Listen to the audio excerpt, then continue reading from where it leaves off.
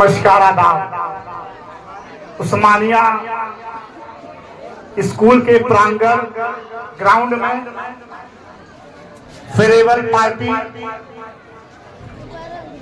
और वार्षिक उत्सव के मौके पर शानदार तरीके से निजामत संचालन कर रहे हम लोगों के भाई चन्नू आजमी साहब और स्कूल के डायरेक्टर काजी मुजफ्फर जमाल साहब, शानदार प्रबंधक अरशद काजी फैजुल्ला साहब और बड़े भाई अरशद साहब, Radhe Shyam sir, Sandeep sir, Ranjan sir और बीबीपुर की धरती से आए हुए हम लोग तो इनको बड़े भाई कहते हैं। अल्लाह इनकी उम्र इतनी कम करती जाए। मुन्ने भाई, अल्लाह इनको सलामत रखे। अब देखिए, अब बहुत ही शानदार घोषी के समाज सेवी हम लोगों के छोटे भाई आकिब सिद्दीकी साहब चार चांद लगाने के लिए बैठे हुए हैं और तमाम हमारी ख्वातीन बहनें, बेटियां और हमारी माँ बहनें बैठी हुई हैं। मैं देखता हूँ कभी कभी टीचर्स जो है और बच्चों के बीच में बड़े अच्छे तालमेल होते हैं।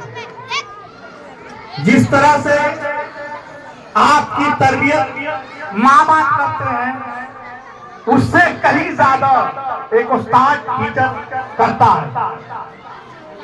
अब उसके हाथ में कभी कभी छड़ी रहती है, गुस्से में कहीं लग गई तो आप इसको इशू मत बनाइए। मैं देखता हूं कभी कभी लोग सारी कुमार जो है सारी परेशानियां टीचर्स के ऊपर लाद देते हैं। और ये आप जान जाइए कि सारे पढ़े लिखे लोगों की महफिल है, यहाँ सब लोग बैठे हुए हैं, हमारे गार्जियन भी हैं, बच्चे भी हैं, स्कूल के मैनेजर भी हैं। अगर किसी बच्चे ने, टीचर ने अगर किसी बच्चे को एक खड़ी मार दिया गलती से हाथ को फिंगर करने में, अगर उसकी उंगली टूटी गई या कोई बात हो गई, तो अगर आपने बच्चे का सपोर्ट किया और सारा गुस्सा टीचर पे उतारा, तो यकीन मान लीजिए अगर शराब या बचवा उस टीचर के मुंह से निकल गई तो इल्म और शिक्षा आपके ज़हन में कभी नहीं आएगी। मैंने अपने क्लासमेट लोगों को भी देखा है, स्कूल चला के देखा है और तमाम हम लोग तमाम रोज फंक्शन में जाते हैं और देखते हैं।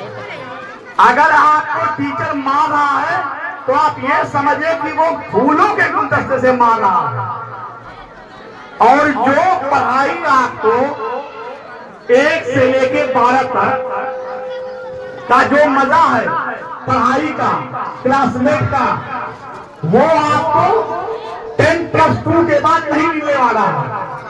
क्योंकि जो भी सहपाठी क्लासमेट हम जो 1 से 12 तक याद रखते हैं, वो 12 के बाद भूल जाते हैं।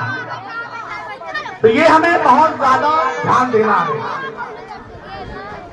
ऐसी कोई मिसाल जमाने में पाई हो, ऐसी कोई मिसाल जमाने में पाई हो, हिंदू के घर में आग खुदा ने लगाई हो, बस्ती किसी की राम ने यारों जलाई हो।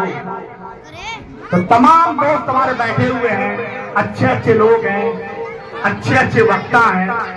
मेरा कहना ये है, आज मसरूफ व्यस्त अगर किसी चीज पे है तो वो हर लोगों की परेशानी है, वो मोबाइल है। ये अच्छाई और बुराई इस मोबाइल में दोनों पाई जाती है। तो आप इस मोबाइल का इस्तेमाल अच्छे के लिए करें, बुराई के लिए ना करें।